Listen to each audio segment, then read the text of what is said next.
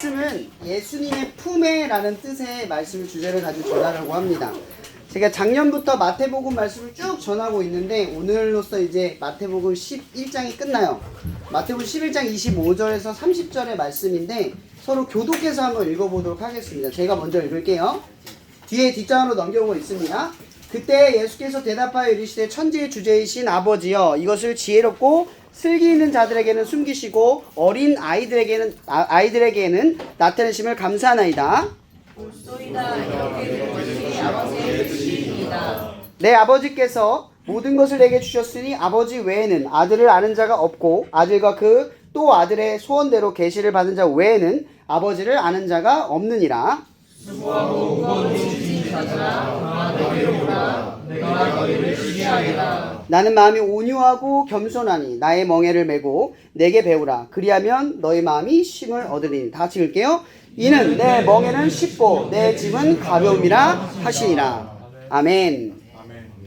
자, 여러분 지난주에 제가 말씀을 나눴을 때 하나님의 한결같음을 집에 비유했었어요. 그죠?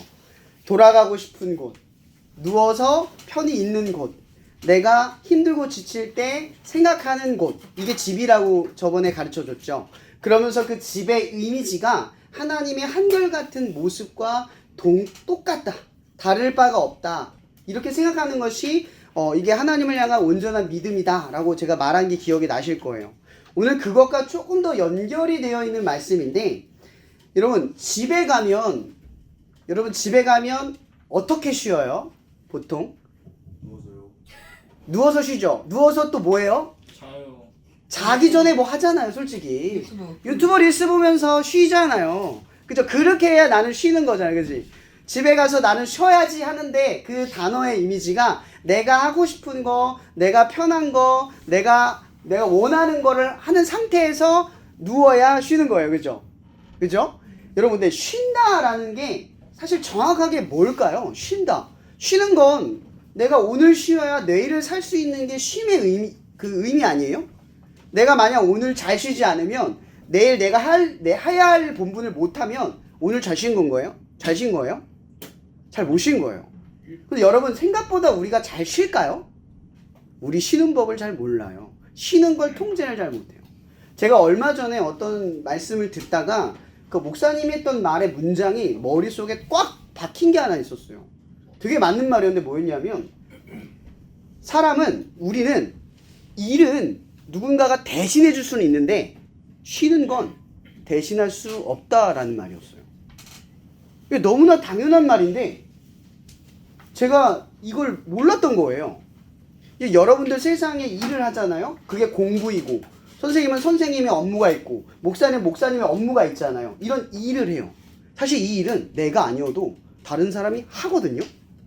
근데 나를 위해서 쉬는 이 일은 내가 주체가 돼서 내가 하지 못하면 쉬지 못해요. 그럼 여러분 대신해서 누가 휴일 가면 그게 내가 쉬는 건가요? 내가 오늘 출근하는데 저 사람이 쉬면 내가 쉬는 게 아니듯이 쉬는 건 내가 해야 되는 일이라는 거예요. 그러면 일은 다른 사람을 위해서 하는 일이지만 쉬는 건 나를 위한 일이라는 거거든요. 근데 하나님이 여러분들에게 쉼이라고 하는 이 단서를 언제 알려줬냐면 태초에 세상을 짓자마자 맨 먼저 하나님이 선포한 게 뭔지 아세요? 일을 하고 쉬셨다라는 표현이었어요. 하나님 모든 걸 만들고 나서 쉬었어요. 누구와? 우리와 함께 쉬어 살아가는 공간을 만들었다라는 뜻이에요. 여러분 쉰다라는 게 정확하게 뭘까요? 몸만 쉬면 되나요? 내가 하고 싶은 게임을 실컷 하고 나면 쉬는 건가요? 잠을 많이 자면 푹 쉬는 건가요? 여러분 생각보다 쉰다라는 게 어려워요. 우리가 근데 쉬어도 제대로 쉬지 않는 느낌이 드는 이유가 뭔지 아세요? 고민이 끝나지를 않아요. 마음이 내려놓아지지를 않아요. 늘 불안하고 늘 고민되고 늘 생각이 많아요. 근데 그걸 내려놓기가 너무 어려운 거예요. 성경에서 말하는 쉰다라는 건 뭐냐면 완전히 믿을 만한 어떠한 대상을 기대어서 내가 마음을 한순간 내려놓을 수 있다라는 걸 의미해요. 편히 쉰다. 완벽하게 쉰다. 걱정과 근심 없이 그 순간만큼은 더 이상 내가 생각하기를 멈추는 거예요. 여러분 이런 신앙적 행위를 성경에서는 뭐가 있냐면 예배, 기도, 찬양이라는 행동이 있어요. 이거 종교적 행위가 아닙니다. 이거 하면 거룩해서 하는 게 아니에요. 사실은 이 행동에는요 어떠한 결과가 늘 우리에게 찾아와요. 찬양할 때 내 마음에 어그러졌던 것들이 기쁨으로 회복되고 잡념들이 사라져요. 기도를 할 때 내가 생각했던 모든 문제가 잠시 잠깐 내려놔지고 다시 내가 무언가를 도전할 수 있는 마음으로 뒤바뀌어요. 예배를 드릴 때 내가 세상에서 아무리 바쁘고 분주한 것들을 할지라도 다시 예배 순간에 하나님을 집중하는 그 순간만큼은 내 마음이 내려놔지는 거예요. 이 땅에서 쉰다라는 건요, 예배와 찬양과 기도 이 자체를 의미를 한다는 거죠. 이건 신앙적 종교적 행위가 아니에요. 거룩함을 얻기 위한 행동이 아니라 실제로 하나님이 우리에게 무언가를 주기 위해서 우리에게 주신 행동의 결과들이라는 거죠. 이걸 할 때 너희들에게 참된 쉼이 온다, 이 얘기를 하는 거거든요. 오늘 말씀에 이런 말씀으로 시작해요. 그때에 라는 25절의 말씀이 있거든요. 이때가 언제인 줄 아세요? 우리가 이전에 나눴던 말씀이 회개라는 주제였어요. 마태복음 11장 20절에 보면 가버나움아 너희들은 왜 회개하지 않느냐 하면서 예수님이 분노를 하세요. 근데 왜 예수님이 분노를 했냐면 여기 보면 이 그때가 고라신과 벳세다라고 하는 갈릴리 호수 주변에 있는 마을을 예수님께서 제일 많이 사역을 했어요. 거기서 예수님이 기적과 역사와 말씀과 가르침과 사랑과 섬김을 제일 많이 했던 장소거든요. 그래서 예수님이 생각하기에는요, 예수님의 상식에서는 나를 믿고 따랐으면, 봤으면 나를 믿는 게 정상이었던 거예요. 근데 그 갈릴리 호수의 사람들이 아무도 예수님을 안 믿고 따라가질 않는 거예요. 예수님이 누군지를 잘 몰라요. 계속 회개하지도 않는 거예요. 변화가 일어나지를 않는 거예요. 아무리 가르치고 아무리 보여줘도. 근데 왜 그들이 변화되지 않았냐면 이유가 있어요. 이 당시 갈릴리 호수에서 생업을 하려면요, 세금을 어마무시하게 내야 돼요. 만약 열을 벌면요, 이 당시에는 한 데나리온이 하루의 식량이었어요. 하루 벌어서 하루 먹는 게 보통 사람들의 생활상이었어요. 만약 내가 하루 일을 쉬면 다음날은 어떻게 될까요? 굶어야 돼요. 굶고 다음날 일을 해야 밥을 먹는 거예요.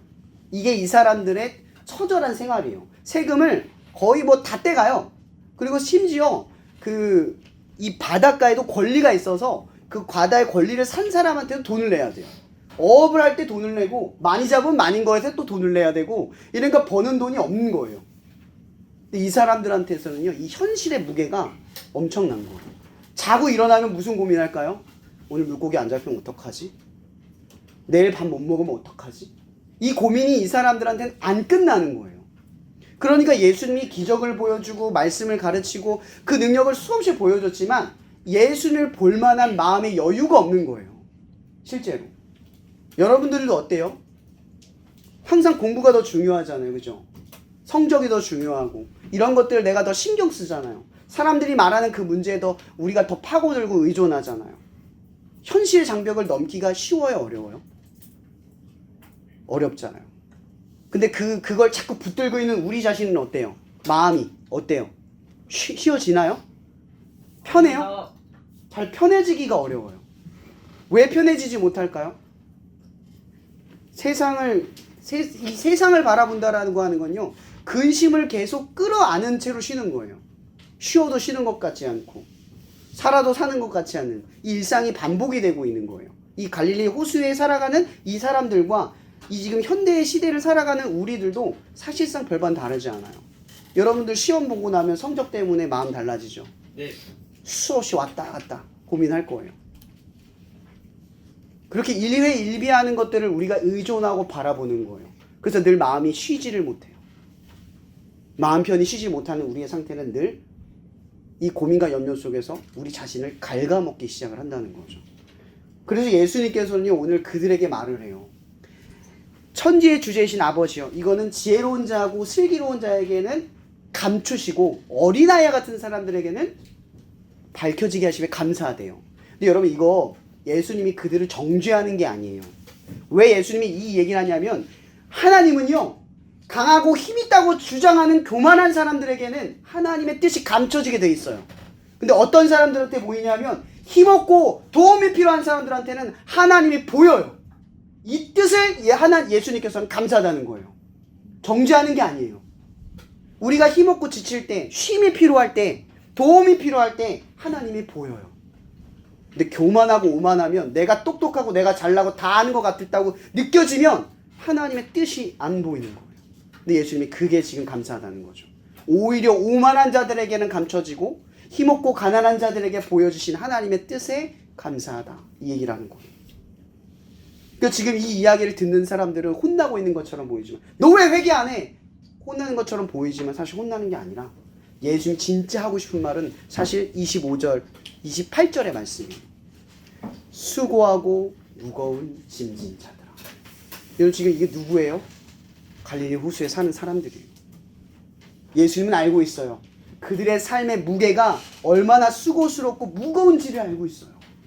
그래서 그 따스한 음성으로 그들을 향해 말해요. 수고하고 무거운 짐진 자들아. 그리고 예수님이 거기서 말을 끝내는 게 아니라, 내게 와. 너 한 번도 쉬지 못했지. 마음이 편한 적 없었지. 내게 와. 내가 너희를 쉬게 할게. 이런, 이게 예수님께서 상황을 바꾼다는 얘기가 아니에요. 갑자기 이 사람을 부자로 만들겠다는 얘기가 아니에요. 네가 바라봤던 세상, 늘 걱정했던 고민, 그거 붙들어도 너는 흔들렸어.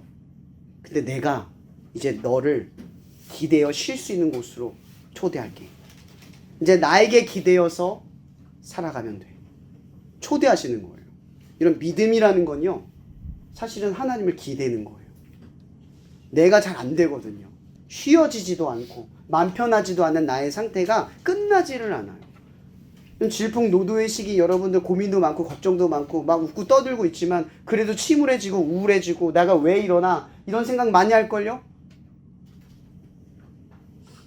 근데 하나님은 그러한 우리들의 마음속에 초대를 하시는 거예요. 너 살기 힘들지? 수고하고 무겁지? 내가 너희를 쉬게 할게. 나한테 조금 기대어봐. 이걸 해석하면 이렇게 되는 거예요. 그리고 오늘 예수님께서는요, 이렇게 말해요. 나는 마음이 온유하고 겸손하니 나의 멍에를 메고 내게 배우라. 그럼 예수님이 어떤 멍에를 지셨습니까? 십자가. 우리가 생각하기도 어려운 일을 해내신 분이에요. 그런 분이 여러분들에게 말하는 거예요. 나한테 배워. 근데 예수님은요, 여러분들에게 십자가를 지라고 얘기하는 게 아니에요. 여기서 말하는 배우라는 말은요, 나는 온유하고 겸손한 사람이야. 그런 존재야. 내가 너 좀 죄진다고 해서 너 안 버려. 너 연약하다고 해서 너 안 버려. 내가 가르친 만큼 안 한다고 해서 너를 채근하지 않아. 나는 오래 참고 견디면서 너를 끝까지 인도해낼 거야. 이 말씀을 하시는 거예요. 그래서 나한테 배우라는 거죠.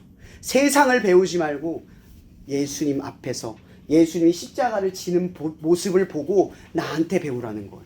그분은 여러분들을 책망하지 않아요. 여러분들을 평가하지 않아요. 여러분들을 판단하지 않아요. 반드시 그 약속을 지키기 위해서 자기 자신을 십자가의 죽음이 있는 자리로 나아가셨어요. 그분은 본을 보이는 분이지 우리에게 무언가를 요구하는 분이 아니세요. 내가 너희를 위해 죽었다. 그러니 너도 할 수 있다. 내가 널 위해 이룬 것을 봐라. 그러니 나를 믿고 나에게 기대어라. 이게 지금 오늘 예수님께서 우리에게 말하는 거예요. 사랑하는 여러분들, 힘들고 지칠 때 오늘 이 말씀을 기억했으면 좋겠어요. 수고하고 무거운 짐진 자들아, 내게 와서 기대라. 내게 와서 쉬어라. 이 말씀이 여러분 가장 힘들 때 여러분들에게 찾아갔으면 좋겠습니다. 이 어려운 이 고등학교 입시 시기, 꿈과 비전을 결정하는 이 시기에 힘들고 지칠 때 마음 편히 그분께 기댈 수 있는 기적이 일어나기를 축복할게요. 말씀 마치고 기도하겠습니다. 사랑해 주님 감사합니다. 오늘 이 자리에 이 귀한 친구들을 보내주셔서 너무나 감사합니다. 오늘 말씀을 처음 듣는 친구들도 있고 이 자리에 오래 나온 친구들도 있지만, 그러나 주님, 이 시간 모두에게 하나님은 동일한 은혜와 사랑을 주시는 줄 믿사오니 하나님 어느 한 사람도 판단받는 것 없이 하나님 안에서 온전한 말씀과 사랑으로 하나님의 은혜와 인도하심을 받을 수 있게 하여 주시옵소서. 오늘 말씀이 그들이 가장 힘들고 지칠 때 따스한 음성으로 찾아가는 기적과 역사가 일어나기를 간절히 바라오며 살아계신 예수님의 이름으로 기도합니다. 아멘. 네, 고마워요. 우리 사진 한 장만 찍고 마칠게요.